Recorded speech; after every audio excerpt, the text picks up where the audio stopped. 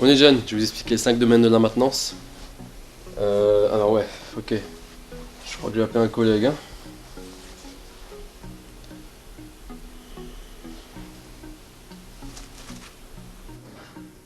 Ouais, Nolan, écoute, là je suis avec mes terminales MEI, c'est mon premier cours. Et je t'avoue que là je gère pas le truc quoi. J'aurais besoin de ton aide. Ah ouais, écoute, moi j'ai pas trop le temps là, je vais faire un pause café, bah... Au pire, ouais, je te passe Timothée. Bah écoute, je le cherche et je te dis.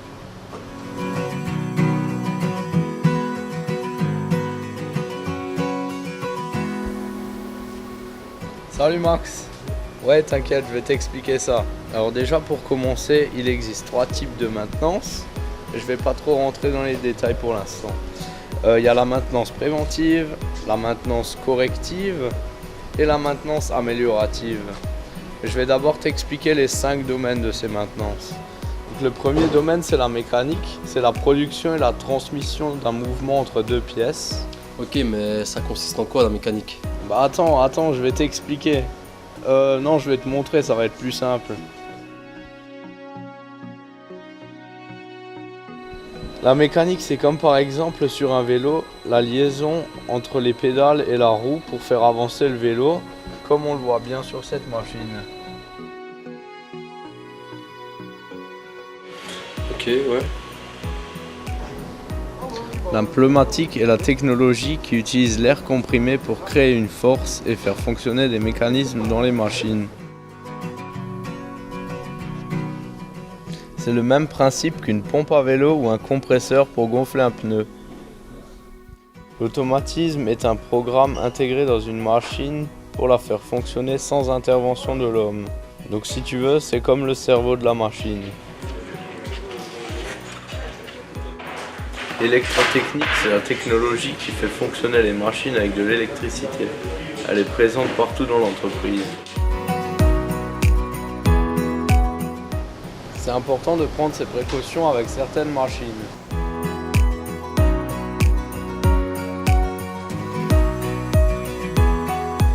L'hydraulique, c'est le même principe que la pneumatique, mais avec de l'huile à la place de l'air. Elle est utilisée lorsqu'on a besoin de plus de force mécanique, comme sur les pelleteuses par exemple. Mais pourquoi on peut avoir plus de puissance avec de l'huile qu'avec de l'air?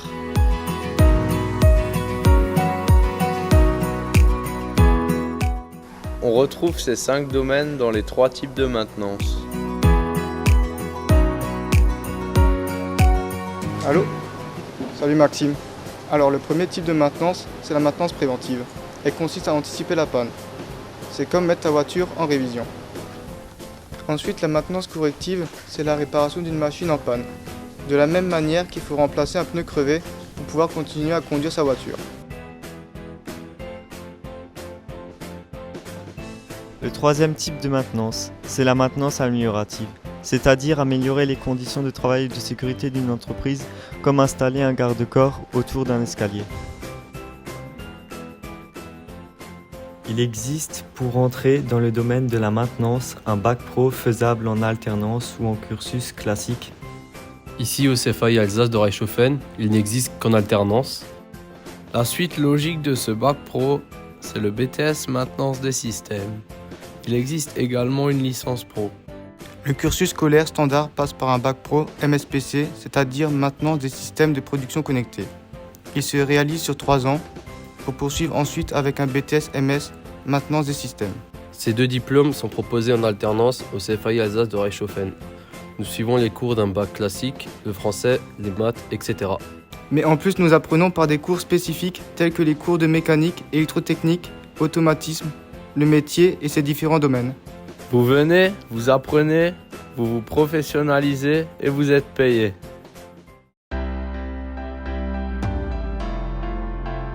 J'ai choisi ce métier car c'est un métier varié.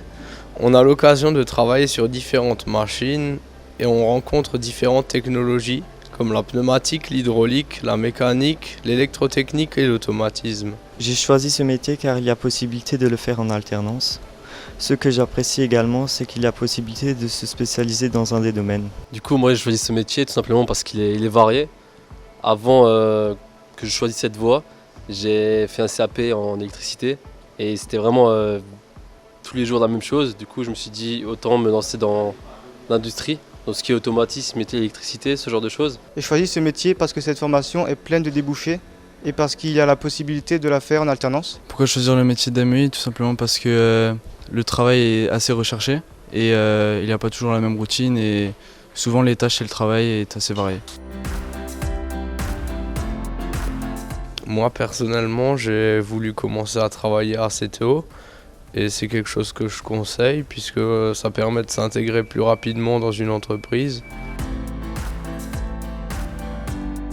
Les qualités et les compétences requises, ça serait d'être manuel, assidu et ne pas avoir peur de l'inconnu et être assez curieux. Je lui dirais de ne pas hésiter car la plupart des profs et formateurs suivent de très près les élèves s'ils rencontrent des difficultés dans leurs études. De plus, les machines permettent de nous exercer sur des problèmes que nous pourrions rencontrer plus tard dans des entreprises. Donc pour quelqu'un qui hésite à venir en alternance, je lui dirais que s'il n'aime pas l'école, ça serait bon plan pour lui de venir en alternance car il sera rémunéré et que certes s'il n'a pas de vacances c'est pas grave car il sera récompensé pour son travail et qu'il sera directement sur le terrain. Je lui dirais que ça permet de découvrir la vie active et le rythme de l'entreprise, en industrie. Et c'est un métier où il y aura toujours du boulot.